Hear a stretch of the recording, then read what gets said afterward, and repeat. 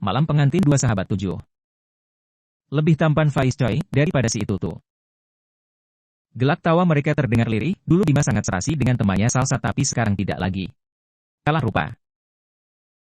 Lebih cocok Salsa bersanding dengan Faiz sama-sama ganteng dan cantik. Iri di hati Fanya kembali menyeruak. Kenapa dia lagi yang jadi pusat perhatian? Namun, logikanya terus berkata pria itu hanya lelaki miskin meski tidak bisa memungkiri ia juga mengagumi ketampanan Faiz. Tanpa sengaja mata menangkap ke arah hidangan-hidangan yang sudah orang tuanya sajikan untuk para tamu undangan. Di sana, tanpa malu bapak sekaligus ibu tirinya makan terlebih dulu di saat orang lain hikmat mendengar ceramah manten yang disampaikan kakek sambungnya. Terlihat pula di sekitar dua orang parubaya itu para tamu memandang rendah orang tuanya. Fanya hanya bisa menutup mata menahan malu. Kenapa dia tidak terlahir menjadi anak kandung Pak Hamdi? Biar adiknya saja jadi anak bapaknya. Kenapa dunia ini seperti tidak adil kepadanya? Selalu Salsa saja yang beruntung. Acara pernikahan mereka telah usai, semuanya berjalan lancar seperti yang diharapkan. Esok lusa, mereka akan melanjutkan acara selanjutnya iring-iring manten ke rumah mertua si kakak lalu 1 minggu lagi baru acara di rumah Pak Wisnu ayahnya Faiz. Para manten istirahat di kamarnya masing-masing setelah mereka membersihkan diri dan juga menunaikan salat zuhur. Faiz tertawa mendekati sahabatnya yang masih saja merajuk kini sudah berganti baju. Pakai masker, topi juga, titahnya seraya menunjuk ke arah meja rias, masih saja enggan memandang. Pengantin pria menuruti semua ucapan si istri yang terdengar absurd, setelah memakai baru ikut duduk di pinggiran kasur. Sudah. Salsa melirik saya muka masih saja ditekuk langsung sahabatnya itu digabruk hingga terjungkal terpental di atas kasur dengan posisi miring melindungi kepalanya. Dia tahu temannya lagi ngamuk. Lantas gadis itu naik di pinggang suaminya menggigit lengan atas Faiz. Faiz yang kaget langsung teriak kesakitan. Ah. Sakit. Ampun seampun, iya ya aku minta maaf. Sakit-sakit. Keluarga yang berada di luar kamar kaget mendengar teriakan kesakitan pengantin laki-laki.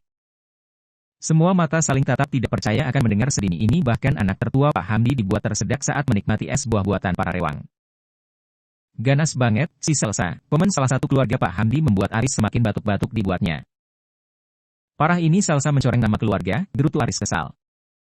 Bu Fani langsung menutup wajah begitu pula Pak Hamdi menyembunyikan muka tidak tahan menahan malu atas kelakuan putri mereka. Apakah tidak bisa pelan-pelan paling tidak nanti saja saat rumah sudah kembali sunyi? Pengantin perempuan tersadar bahwa di luar mendengar keributannya langsung turun dan duduk kembali di atas kasur. Haduh kira-kira. Sakit tahu. Sampai merah begini. Salsa merasa bersalah lantas ikut melihat luka itu di balik kemeja lengan panjang setelah sahabatnya melepas beberapa kancing. Diusap luka di lengan Faiz lalu ditiup, embusan itu kini terasa berbeda.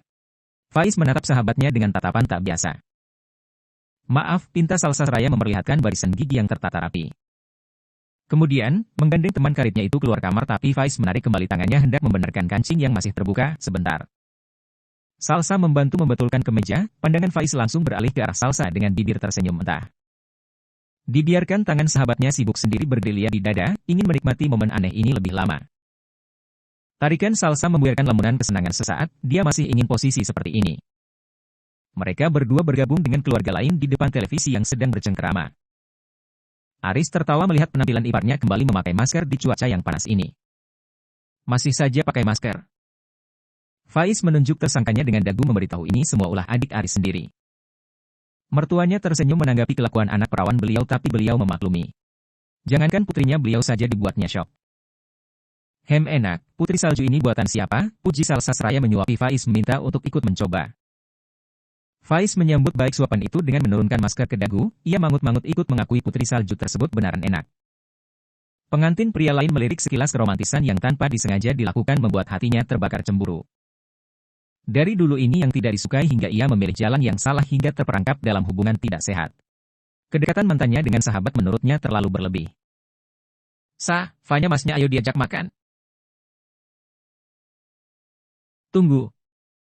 Aku tidur di dekat dinding. Salsa tidak mau tempat favoritnya diambil, dia minta sahabatnya saja yang tidur di pinggir. Faiz yang hendak menaiki kasur mengangkat bahu membiarkan istrinya memilih dulu apa yang dimau, kalau dia terserah saja yang penting ada kipas dan selimut tebal. Tidak ada istilah malam pengantin keduanya saling membelakangi entah mungkin masih belum terbiasa. Dia menengok ke belakang memastikan Salsa sudah terlelap baru melepas topi serta masker. Jika tidak habis lengannya. Dipakaikan selimut tipis yang tersusun rapi di bawah kaki untuk menyelimuti wanitanya yang sudah terlelap memeluk guling. Baru terpasang, kaki Salsa mendorong-dorong selimut kain itu agar tidak mengusik tidurnya. Diselimuti lagi kakinya saja supaya tidak kedinginan dan sekali lagi ditendang. Faiz yang emosi sendiri susah sekali dikasih selimut lantas menyelimuti sahabatnya seluruh badan dan di kepal-kepal Salsa gemas. Ah! Faiz! Dengan gerakan cepat Faiz menarik selimut untuk menutupi wajah jangan sampai serigala betina itu menggigitnya lagi. Pak Hamdi dan juga istrinya yang sudah terlelap karena terlalu lelah sampai terbangun kaget. Tidak bisakah mereka pelan-pelan? Dari tadi berisik betul, gerutu Pak Hamdi. Yah, ayo. Mata beliau membulat tersenyum mendengar kode dari bidadarinya tersebut. Sedangkan, di kamar lain Faiz melihat amarah di wajah sahabatnya yang aut-autan di balik celah selimut yang ia buka sedikit langsung cepat-cepat menutup mata pura-pura tertidur. Namun, tangannya tidak bisa dia melempar kain yang bermotif batik tersebut ke arah Salsa. Dengan kesal dengan posisi duduk ditendang balik selimut tipis kembali ketuanya lalu melanjutkan tidurnya yang sempat terganggu.